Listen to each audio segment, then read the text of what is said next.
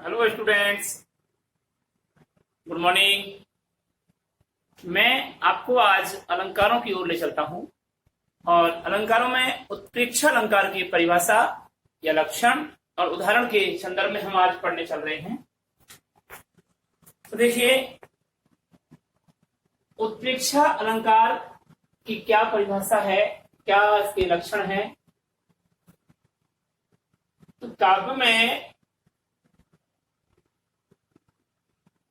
जब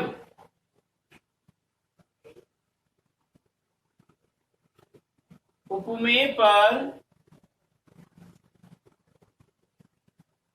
उपमान की संभावना व्यक्त की जाती है, उपमेय पर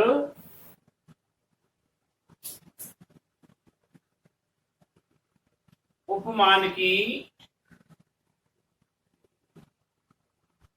संभावना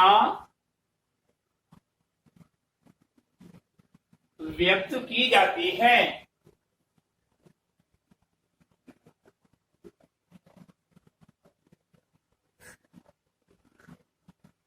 जहां काव्य में जब उपमेय पर उपमान की संभावना व्यक्त की जाती है उसे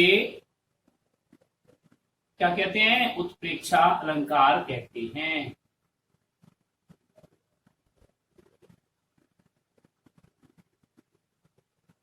उत्प्रेक्षा अलंकार कहते हैं। संभावना व्यक्त करना, यानी कि काव्य में उपमेय में उपमान की संभावना व्यक्त की जाती है, वहां उत्प्रेक्षा अलंकार होता है, उसे ही हम उत्प्रेक्षा अलंकार कहते हैं। अर्थात करके लिख लीजिए,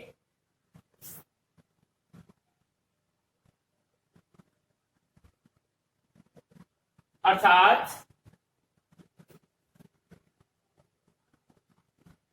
जब काव्य में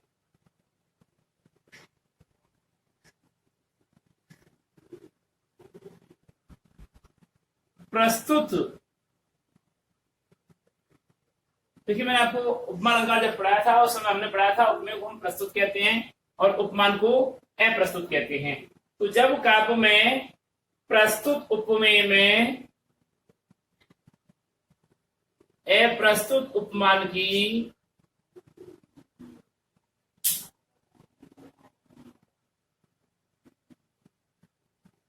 अप्रस्तुत उपमान की संभावना व्यक्त की जाती है,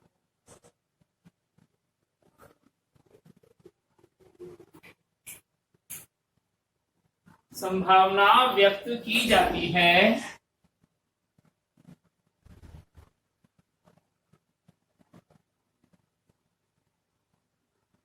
वहां उत्प्रेक्षा अलंकार होता है। वहां उत्प्रेक्षा अलंकार होता है।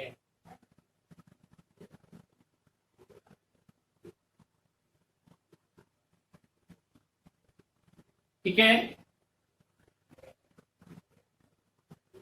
उत्प्रेक्षा अलंकार के बारे में एक बिंदु और लिखते हैं कि दोनों वस्तुओं में, उपमेय और उपमान की बात कर रहा है, दोनों वस्तुओं में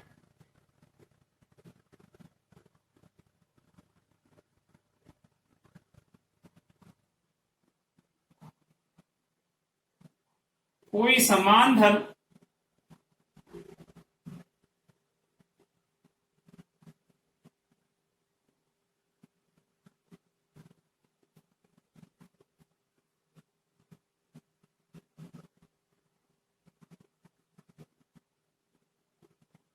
दोनों वस्तुओं में कोई समान धर्म होने के कारण ऐसी संभावना व्यक्त करने के लिए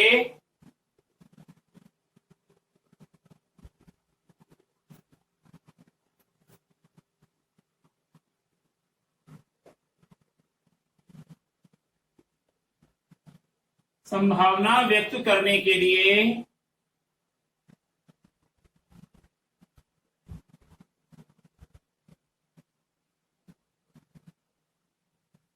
कुछ शब्दों का प्रयोग किया जाता है। कुछ शब्दों का प्रयोग किया जाता है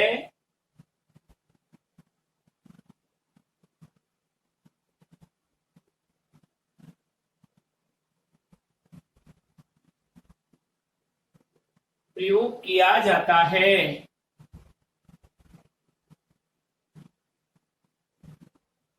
उन्हें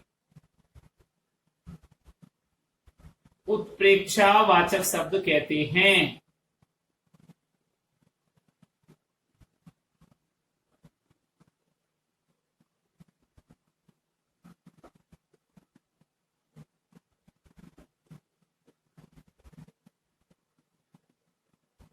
उत्प्रेक्षा अलंकार की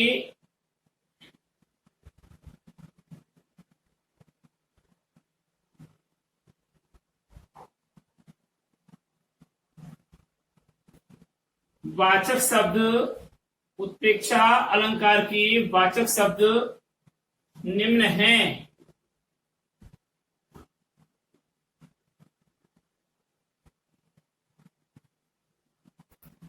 देखिए, मानो, मनहु, जानो, जनहु,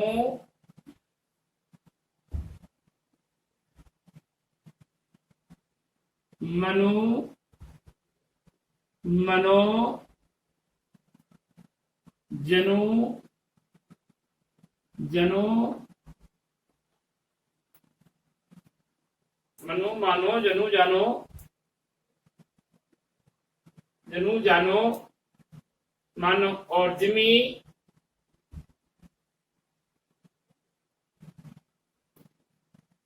जानहु, मानहु।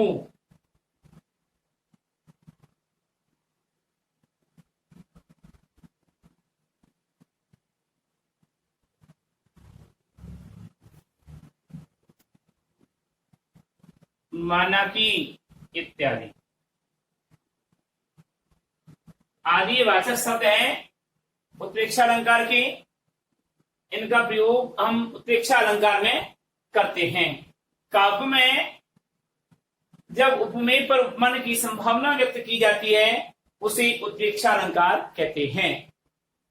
जब काव्य में प्रस्तुत उपमेय में अप्रस्तुत उपमान की संभावना व्यक्त की जाती है, अप्रस्तुत उपमान की संभावना व्यक्त की जाती है, वहां उत्प्रेक्षा अलंकार होता है।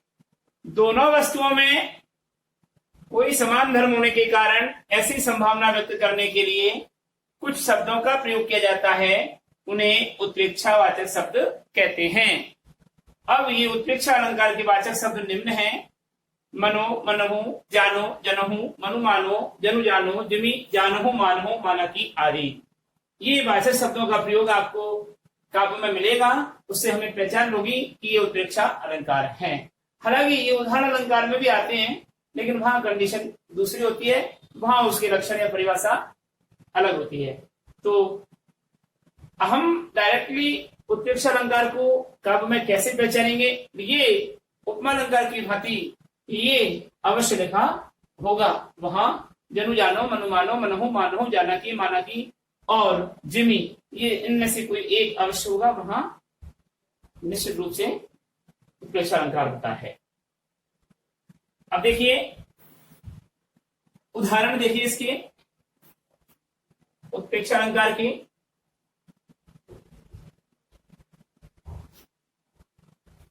सोहत ओढ़े पीत पट,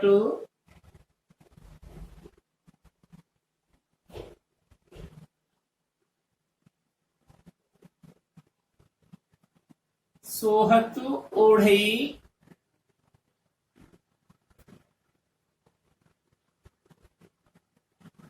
पीत पटु, श्याम सलोने गात, श्याम सलोने गात।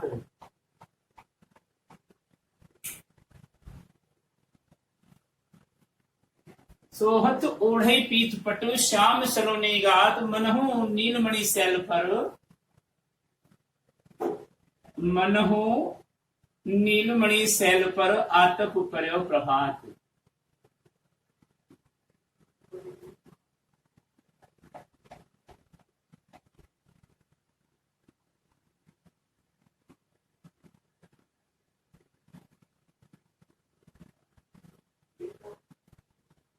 आतप पर्यो प्रभात।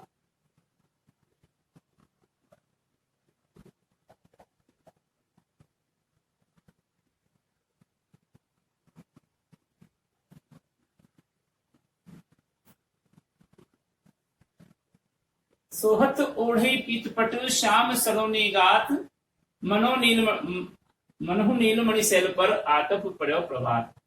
अब यहाँ पर मनहु जो शब्द आया है, ये माना की अर्थ निकाल रहा है। इसका भावार्थ क्या होगा कि भगवान श्री कृष्ण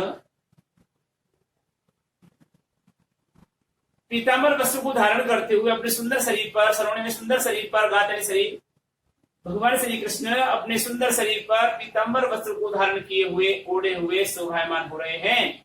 ऐसे लग रहे हैं मानो नीलमणि पर्वत पर प्रातःकालीन सूर्य का प्रकाश पड़ता हुआ दिखाई दे रहा है। तो यहाँ पर ऐसा लगता है मानो ये शब्द आया है, तो यह संभावना व्यक्त की जा रही है। ये प्रेक्षा अलंकार का उदाहरण है। दूसरा उदाहरण देखिए, उस काल मानो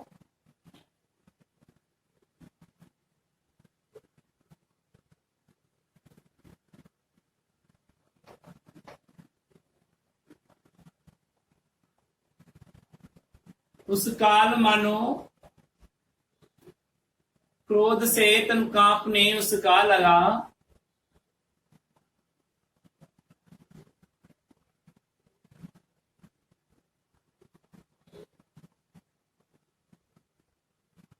तन कांपने उसका लगा,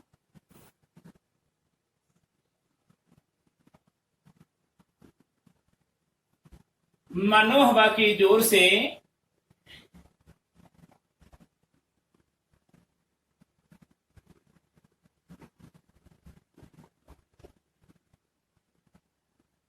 सोता हुआ सागर जगा।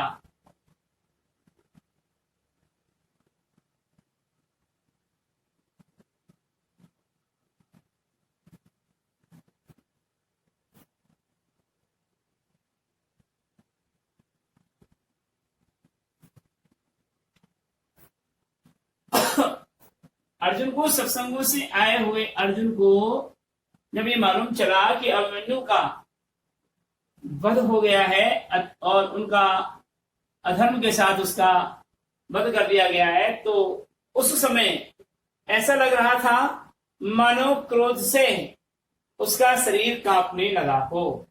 उस काल मारे क्रोध के तनु कांपने उसका लगा, क्रोध के मारे उसका शरीर कांपने लगा। और ऐसा लग रहा था मानो हवा के जोर से सोता हुआ समुद्र जाग उठा हो, ऐसा लग रहा था। यानी संभावना व्यक्त की जा रही है, इसलिए यहाँ पर ये उत्प्रेक्षा अलंकार का उदाहरण है। अब इस प्रकार से ये उत्प्रेक्षा अलंकार को आप पहचान पाएंगे। अब हम आते हैं अगले अलंकार की ओर, और वह है आपका मानवीकरण अलंकार।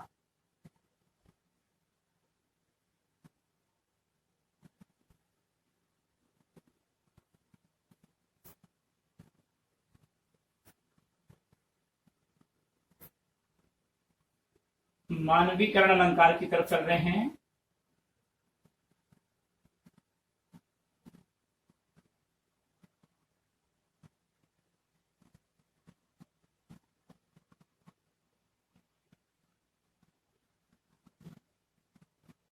अब देखिए मानवीकरण अलंकार में आते हैं। मानवीकरण अलंकार के लिए वही लक्षण विशेष उसकी क्या है परिभाषा देखिए, जहां जड़ प्रकृति का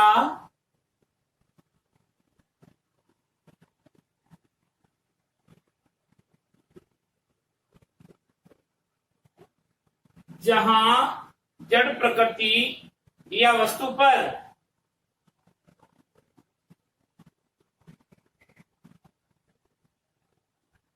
जहां जड़ प्रकृति या वस्तु पर मानवीय भावनाओं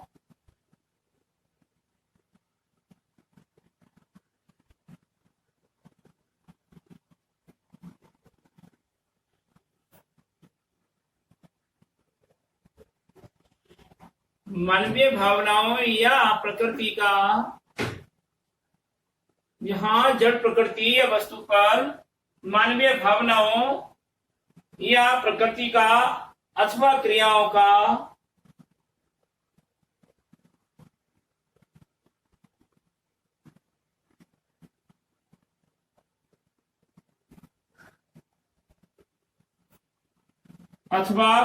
का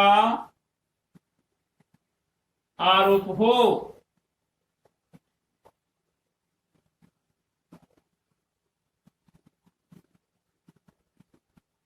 मानव प्रवृत्ति पर आरोपित, मानव प्रवृत्ति यानी जड़ चेतन पर मानव प्रवृत्ति का आरोप करना ही मानवीकरण कहलाता है ना। तो जहां जड़ प्रकृति है या वस्तु है, उस पर मानवीय भावनाओं या प्रकृति का अथवा मानवीय क्रियाओं का आरोप हो, उसे मानवीकरण अलंकार कहते हैं। मानवीकरण अलंकार कहते हैं।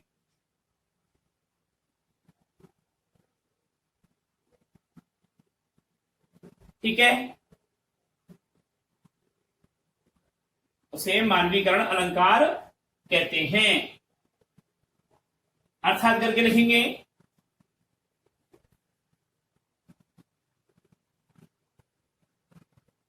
अर्थात जहां किसी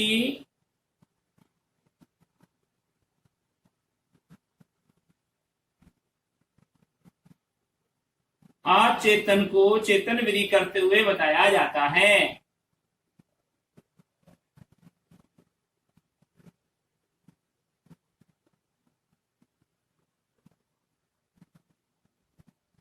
अचेतन को चेतन विधि करते हुए बताया जाता है।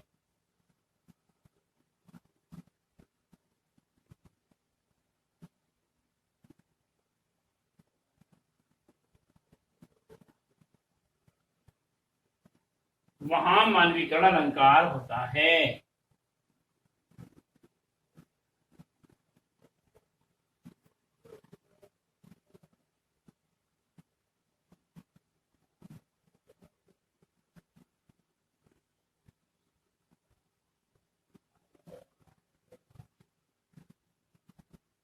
मानवीकरण अलंकार होता है। अब देखिए, जैसे मेघ आए बड़े वन ठन के संवर के। अब इसमें क्या है, बादल है, जड़ चेतन माना है, जड़ अचेतन माना है उसको, लेकिन फिर भी वन ठन संवर करके आना, यहाँ पर एक अतिथि का आना, मेहमान के आने की भांति स्पष्ट किया है, इसलिए यहाँ पर मानवीकरण अलंकार हुआ। उदाहरण देख लीजिए,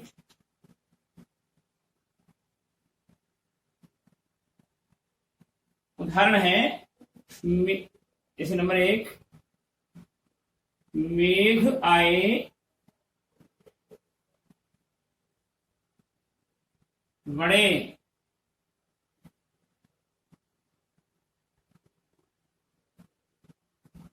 वन ठन के संवर के।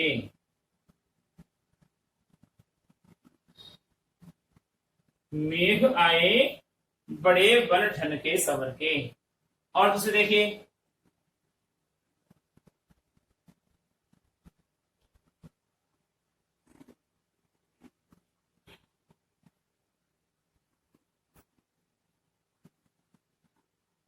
उदाहरण नंबर 2,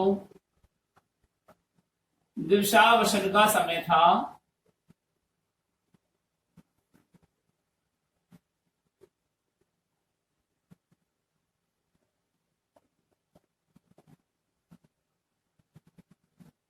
दिवसावसन का समय था, मेघ में आसमान से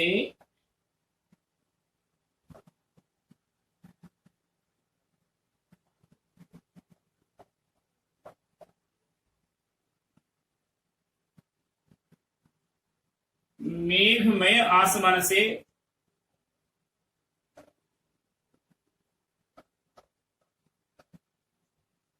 उतर रही संध्या सुंदरी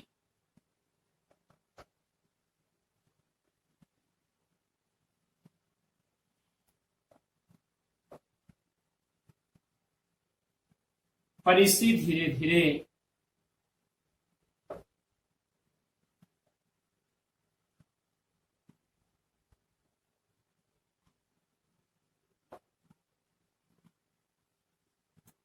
अब आप कहेंगे यहाँ तो सब सा से सी आया हुआ है, उपमा अलंकार हो सकता है। बिल्कुल है। दिवसावसन में से बार बार आया है, समय बार बार आया है, से बार बार आया है, अनुप्रास अलंकार हो सकता है। बिल्कुल है। लेकिन ये सब गौण है। अहम रूप में ये बताया गया है कि सायंकाल का समय था, आसमान बादलों से आच्छादित था। ऐसे बादलों से आच्छादित आसमान से संध्या नामक सुंदरी, अब यह रूपक अलंकार भी है, संध्या रूपी सुंदरी परी की भांति धीरे धीरे उतर रही थी। तो संध्या को मानवीकृत किया गया है। संध्या नामक जो सुंदरी है उसको संध्या वेला को, संध्या समय को मानवीकृत कर दिया गया है। मानवीकरण करके और यहाँ मानवीकरण अलंकार के रूप में प्रस्तुत कर दिया गया है कि संध्या नामक सुंदरी परी की भांति धीरे धीरे बादलों से आच्छादित आसमान से उतरती हुई दिखाई दे रही थी। सायंकाल का समय था। तो यहाँ पर पूरी तरह से मानवीकरण अलंकार है अहम रूप में, और गौण रूप में उत्प्रेक्षा, गौण रूप में उपमा भी है, रूपक भी है, अनुप्रास भी यहाँ पर आया हुआ। अगला उदाहरण देखिए। तनकर भला यह बोला,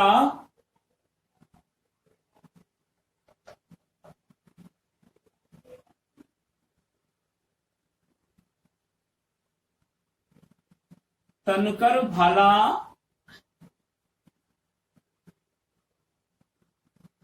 यह बोला, राणा मुझको विश्राम न दे।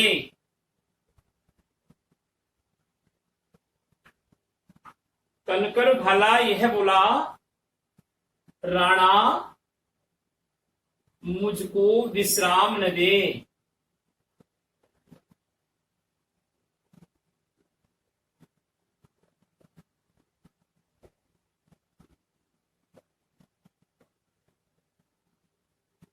मुझको सोनित की प्यास लगी,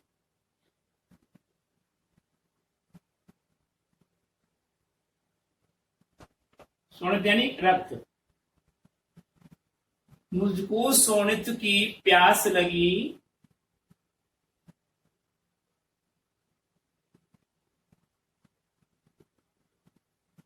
बढ़ने दे सोनित पीने दे।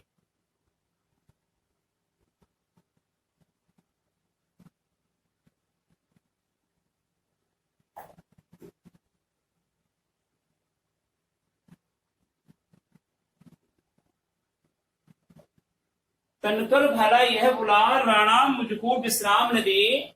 मुझको सोनित की प्यास लगी, बढ़ने दे सोनित पीने दे। यानी यहां मानवीकरण अलंकार किया है कि भला कभी बोलता नहीं है, लेकिन वह अब राणा प्रताप से बोल रहा है कि अभी विश्राम करने का समय नहीं आया है, मुझे रोको मत, आगे बढ़ने दो, मैं खून का प्यासा हूं और मुझे खून पीने दे। इस प्रकार से यहाँ मानवीकरण अलंकार का बहुत अद्भुत उदाहरण है। अगला, मैं तो मातृ मृतिका हूं। मैं तो मातृ मृतिका हूं।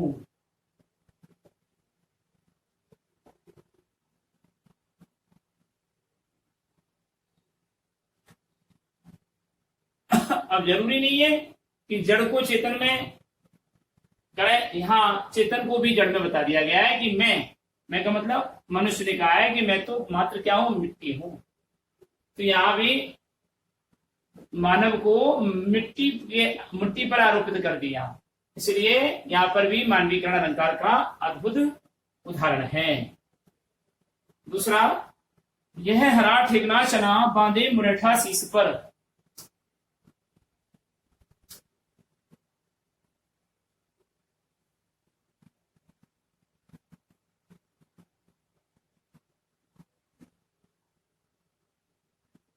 यह हरा ठिगना चना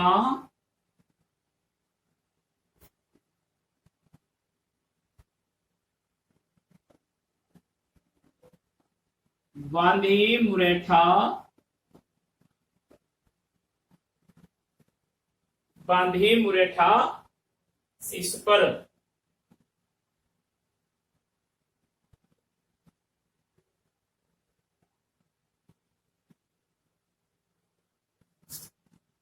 छोटे गुलाबी फूल का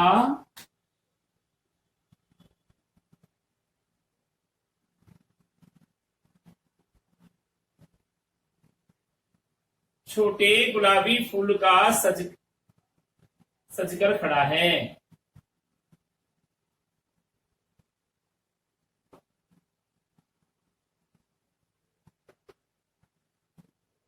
तो यहां पर ये देखिए, यहां पर मानवीकरण किया है कि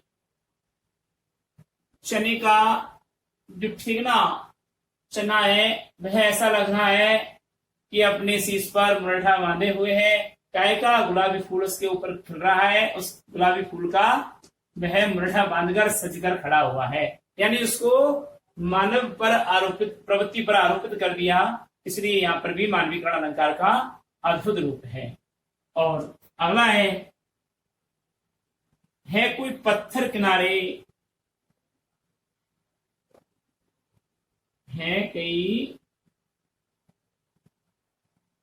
पत्थर किनारे,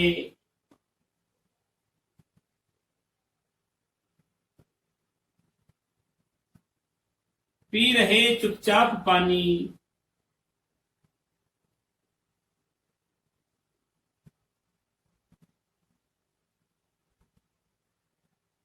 है कोई पत्थर किनारे, पी रहे चुपचाप पानी, प्यास जाने कब बुझेगी। नदी के बहाव में आने वाले पत्थर के बारे में कवि ने बताया है कि कई पत्थर नदी के किनारे पर पड़े हुए हैं, वे पानी के वेग से चुपचाप टकराते हैं, पानी का वेग उनसे चुपचाप टकरा रहा है। ऐसा लग रहा है मानो चुपचाप पानी पी रहे हैं और बहुत लंबे समय से मैं उनको वहीं देख रहा हूं, प्यास जाने कब बुझेगी। यहाँ पर भी पत्थर को पानी पीते हुए बताया गया है, इसलिए यहाँ पर मानवीकरण अलंकार का अद्भुत रूप है। तो इस प्रकार ये क्या हुआ, मानवीकरण अलंकार का समापन। अब अगला जो आता है वह हमारा अलंकार होगा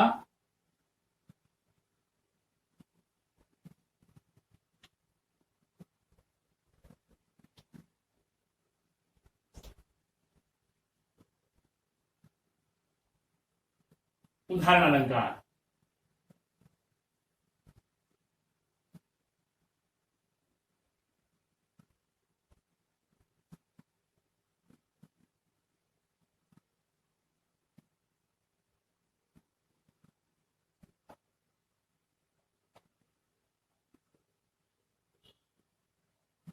उदाहरण अलंकार में देखिए, पुनरुक्ति प्रकाश अलंकार हमारे कोर्स में नहीं है।